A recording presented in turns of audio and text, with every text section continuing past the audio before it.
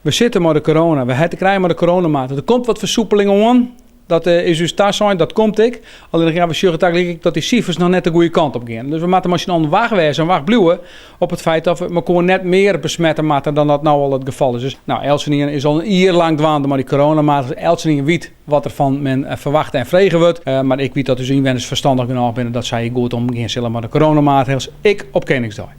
Het werd mooi waar, maar het zou dan ook wel extra zwaar en dat het misschien wel heel druk wezen kan op bepaalde plakken? Nou ja, waar wat zien heel mooi waar. Hè? We willen al wat genieten.